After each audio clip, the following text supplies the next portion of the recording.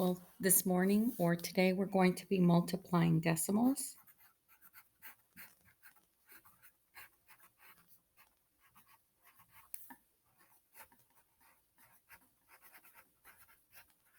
Multiplying decimals is what we're going to be doing this today. It's a review or for the first time. So I have a factor. I have two factors that I'm going to be multiplying, and that is 2/10 times 9/10. And I'm going to show you traditional or the algorithm with multiplying, and then I'm going to show you with lattice. Let's start with this one. 9 times 2 is 18. I'm going to, with multiplying, you scoot out to the right your decimal. And I did it one time. You want your decimal all the way to the right. My second factor, it's scooted out all the way to the right. There are a total of 2 times. So down here, I'm going to put a 2. I'm going to start right here. Right here's where I'm going to start, and I need to scoot it to the left 2 times. 1, 2. So my answer is, my product, is 18/100.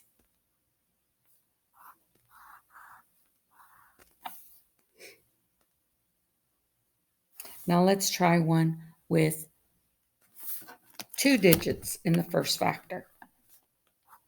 4 and 4/10 times 7. I can put a 0 here. It really doesn't matter when you're multiplying. It helps out when you're adding and subtracting. 7 times 4 is 28. 7 times 4 is 28, 29, 30. Again, here's my decimal. I need to move it to the right. How many times? 1. The second factor, I moved it to the right 1 time for a total of 2 times. I'm going to start at the end of my number. This is the end of my number. I'm going to start here, and my little loops need to go between the numbers. So I'm moving it 1, 2, because that says 2. So my product is 3 8/8.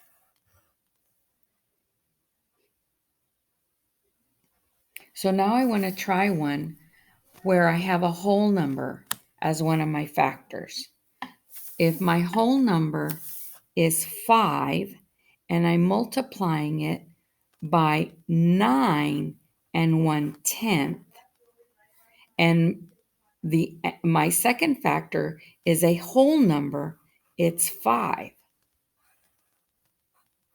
Every number has a decimal. It's at the end, unless it says cents before it. So let's go ahead and multiply.